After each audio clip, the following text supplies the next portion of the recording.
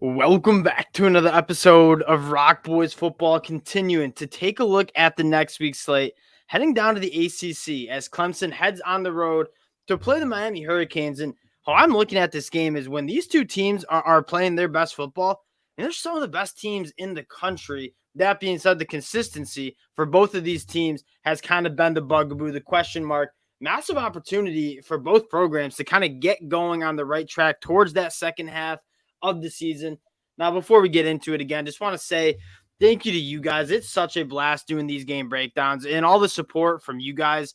It's been phenomenal. So if you do enjoy the content and you want to support the fellas, consider subscribing to the channel. More importantly, drop your picks, predictions in the comment section. Dill, going to give you the T-box here. Clemson, Miami. How we feeling here? I mean, two teams that in Clemson's case needs a big win on this season. I mean, you've seen them play well, but obviously there are two games that they had a chance to make a statement, let's say. Obviously didn't go their way, and just barely. I mean, games they arguably could have won. And for Miami, you got to get up off the mat. You got to do it. And you're going to find for Miami, I know this is not what Miami Hurricanes fans want to say, but like the future's so bright down there. Like the recruiting, you're seeing the young talent be absolute game wreckers. I think arguably the best player on this football team right now is true freshman Ruben Bain-Dill. I want to start on the offensive side of the ball for Clemson.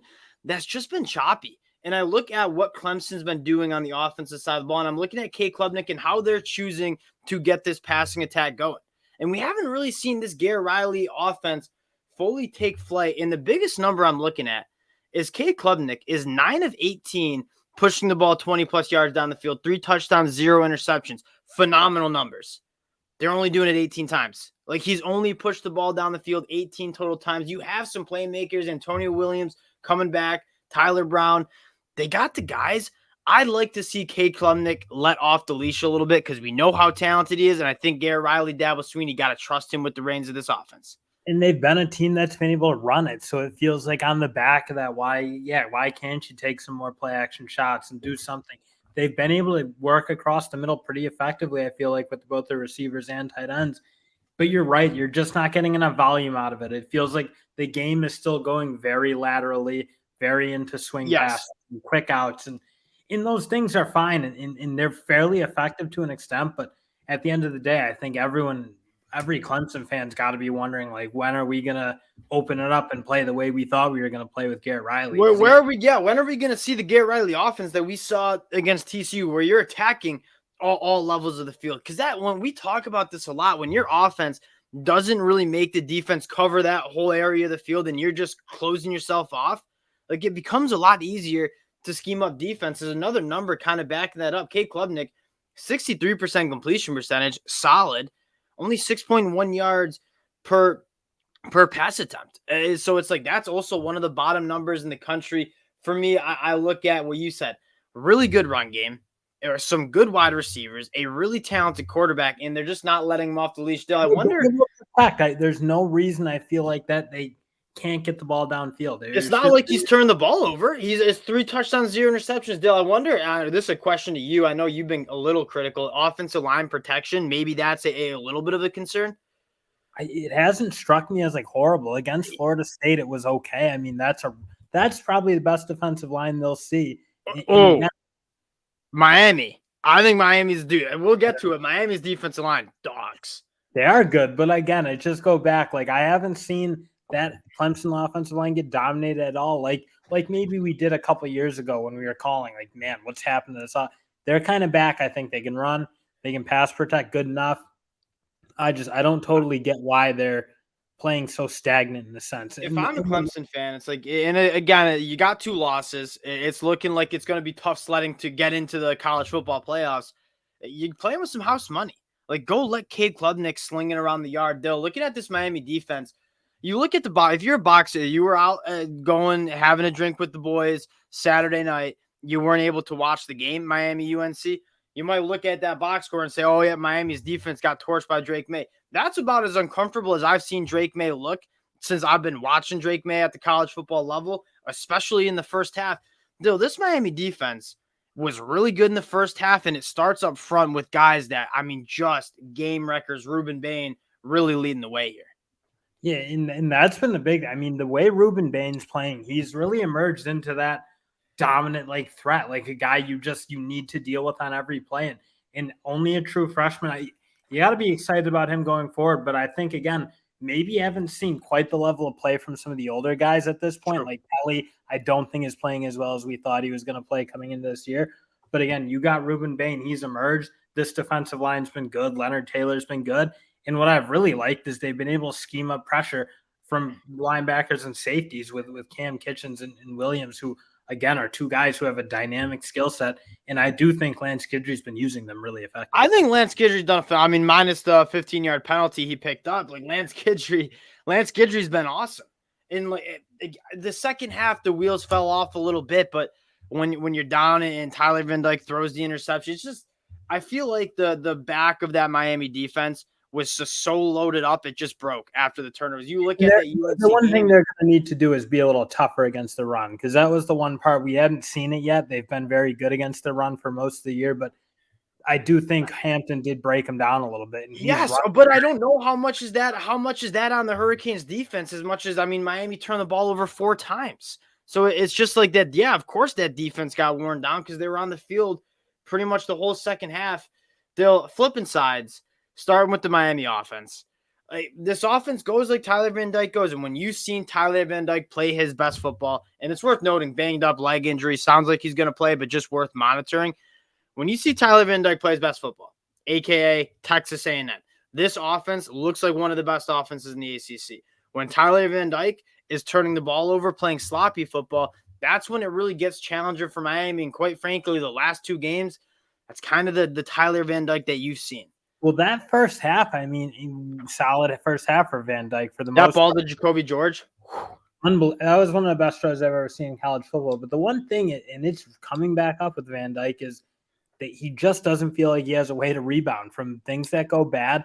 They spiral so quickly on this Miami team. They spiraled on him against Georgia Tech. They seem like they spiraled on him against UNC. I don't know if that – I don't know what you can do about that, but somehow I mean, he's just got to get back to like playing confident football. Because again, you kind of said it, the last 2 games, you just haven't seen 4 quarters of confident ball out of Van Dyke, and they need him because they have good wide receivers in that passing attack. When it's on, it's as good as anyone's in the country. It has been so far. And they also could run the football. Henry Parrish, 5.6 yards per carry against that UNC front. Like, they can move the ball. It's just, it does kind of fall on the quarterback to consistently not make the big mistakes and make the throws that you got to make. And it's been just a wild ride the last 2 weeks. And it doesn't get much easier against this Clemson defense. That is, the numbers might not portray it, but when you turn on the film, like, this Clemson defense is absolutely nails. And it starts up front. And I'm going to go to the true freshman, TJ Parker, who's been absolutely dominant on Clemson's defense line. You talk about, there's some true freshman pass rushers, Peter Woods, TJ Parker, Ruben Bain, that you're going to see on the football field, that you're going to be hearing their names called day 1 of the NFL draft. That's how good you're seeing the freshman talent. And that's probably the biggest matchup I'm looking at, because Miami, they run block all right. But the pass pro, especially against better edge rushers like Kamarion Rutgers saw against UNC, it struggled a little bit.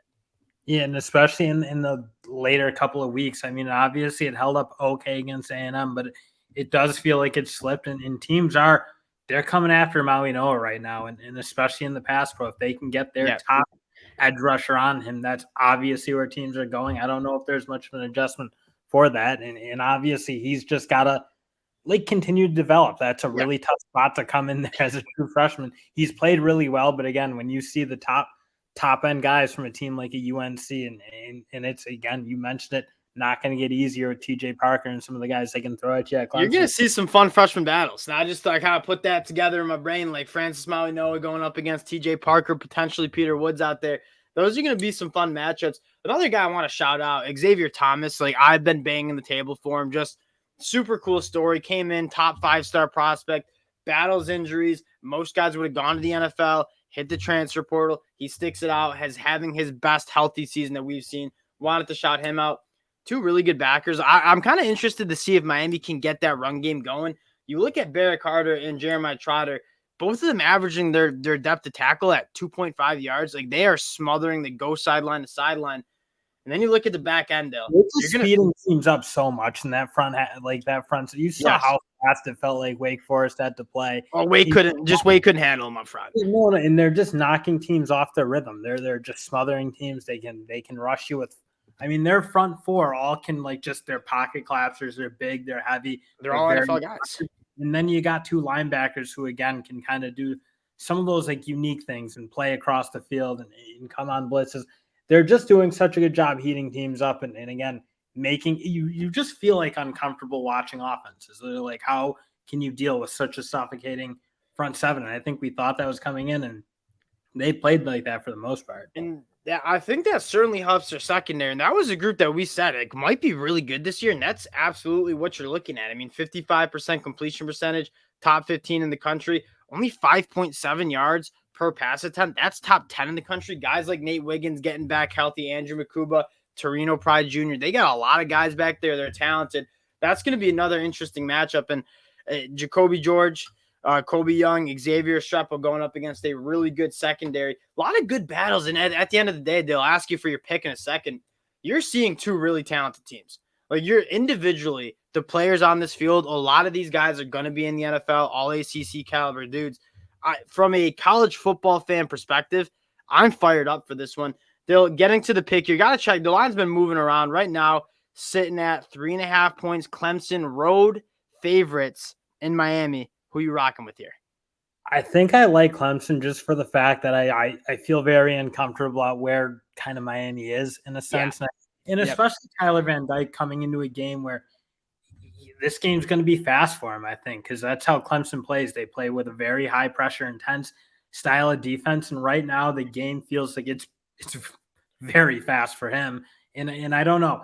In his past college career, you haven't really seen him rebound quite as much as I think he needs to. And I just don't think this is an easy matchup when you're not feeling super confident. I'm not sure he is right now. You summed it up kind of how I'm thinking. I love this Miami team. Miami fans know how much I love this team.